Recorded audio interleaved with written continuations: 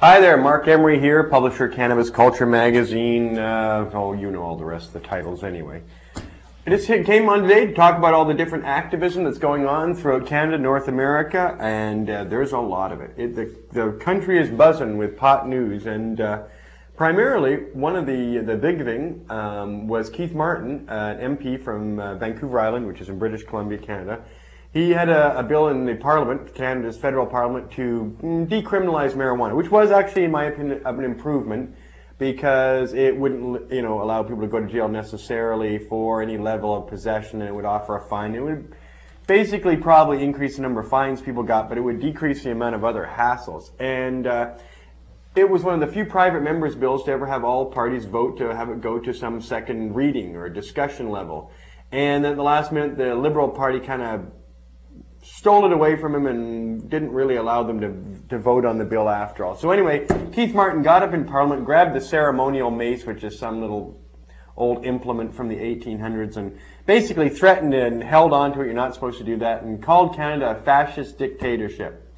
So listen, if I ever say Canada's a fascist dictatorship again, it's not me. I'm actually quoting someone who's in Parliament who ought to know. Keith Martin said Canada's turned into a fascist dictatorship where parliamentarians are nothing more than pawns for the office of the Prime Minister, who runs basically as a dictator or president. So I'm not being unpatriotic when I say that, as I often have said, that, and of course if Canada is a dictatorship, then Nazi land to the south is even worse off. So, I mean, I guess we have what we'd call a benevolent or benign dictatorship. So I always call it friendly fascism. I've been calling it that for a long time.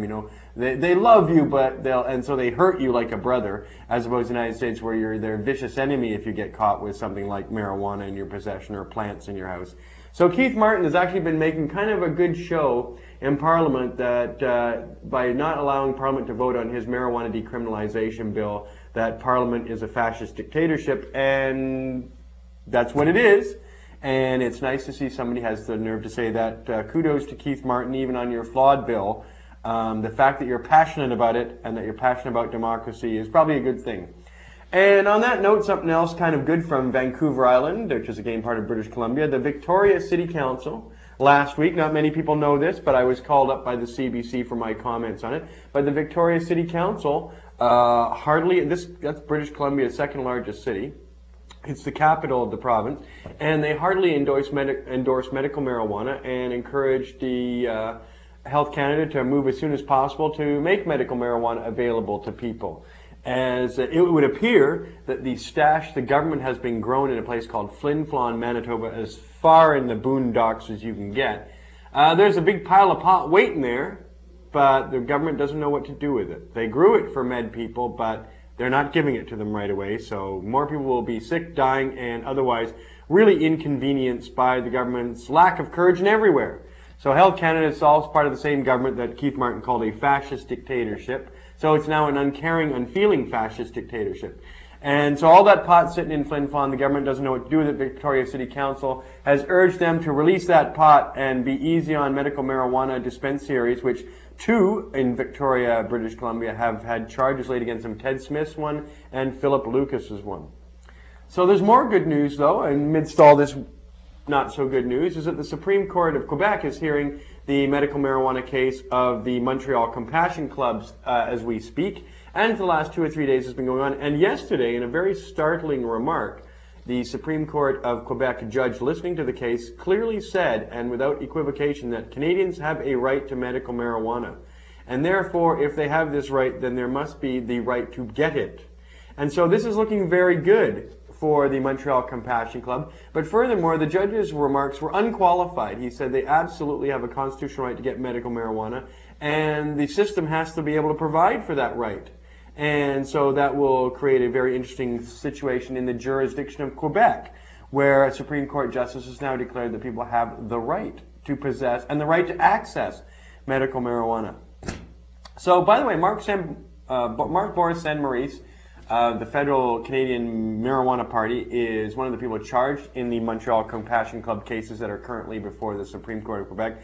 And so on one hand, he's doing a great job getting in the courts and getting the word out and getting something good done. But on the other hand, I must chastise the Federal Marijuana Party, of which I am only a member and largely their financier, but not necessarily with any power in the organization. We have 7 by-elections in Canada, and pathetically, the Canadian Marijuana Party and its leadership under Marc Emery could not actually get their shit together in the least. In fact, it's a terrible performance. There are no candidates for the Marijuana Party running in Calgary West against Stephen Harper. The attempted candidate in Manitoba failed to get nominations and deposit money in time. The one in Windsor had the same problem. We didn't field 2 candidates in Newfoundland. So it's a complete abysmal failure, and the leadership of the Canadian Marijuana Party should be shocked and ashamed of themselves.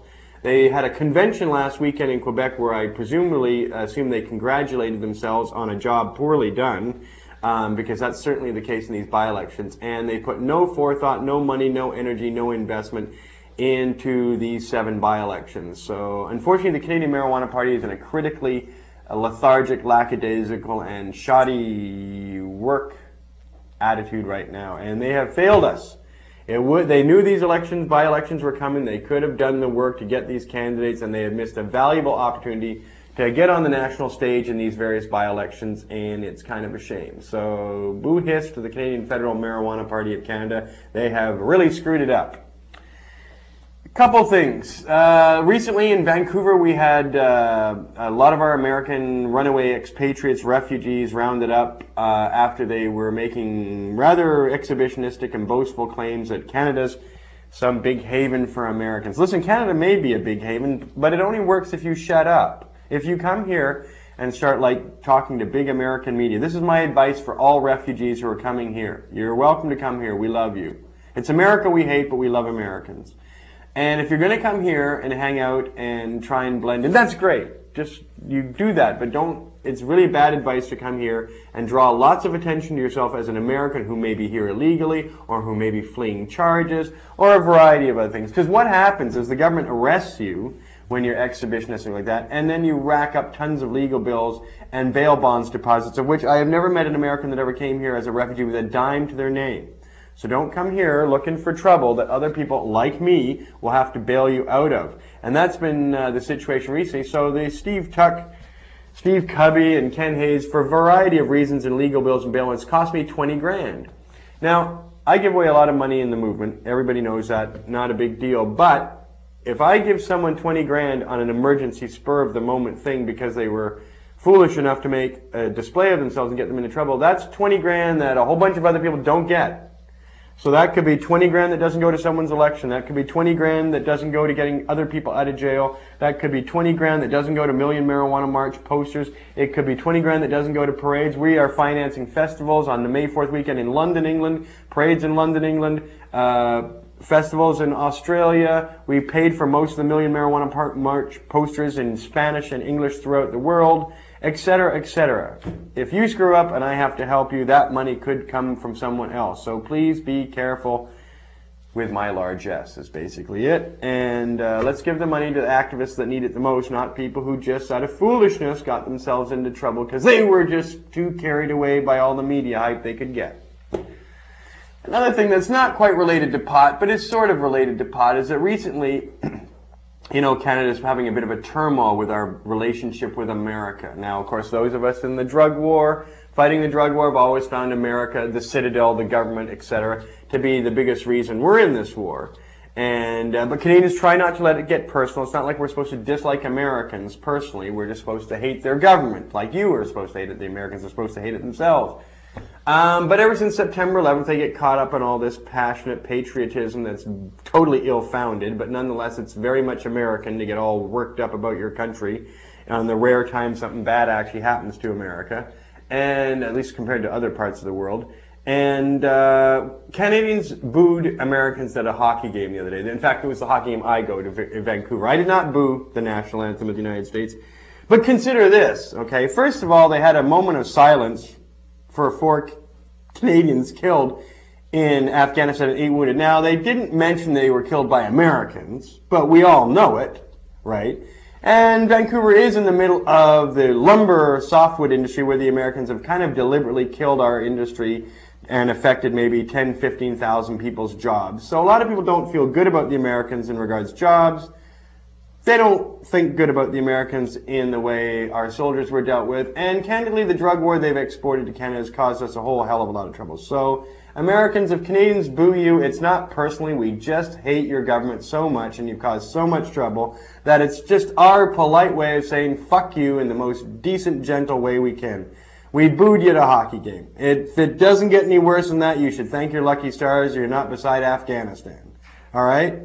So you'll just have to put up with a bit of anti-American rhetoric because you deserve it, first of all. And secondly, they shouldn't even be playing the goddamn American national anthem at the hockey game anyway. Makes me sick to hear it, right? And I don't boo you, I stand up politely, but candidly, they should not be playing national anthems at hockey games. They shouldn't show the American flag anywhere in Canada except at the American consulate. And we'll end the discussion of booing you at hockey games there. Whereas if you boo us, you're just being rude and ignorant. Because when I think about it, Americans have no reason to be unhappy with Canada. We let all your planes fucking land here after those guys blew up your buildings in New York. We've been great neighbors. We've taken your draft dodgers. We've taken your black runaways when you were a fascist slave state. And we take all your refugees from the drug war. So cut us some slack, all right? It's not personal, but many, many years have gone by and American government kicks our ass all the goddamn time. And we look the other way because we have no choice. So if every now and then we boo your sports team, that's just the price you have to pay. Believe me, the price we're paying to be beside you is much greater.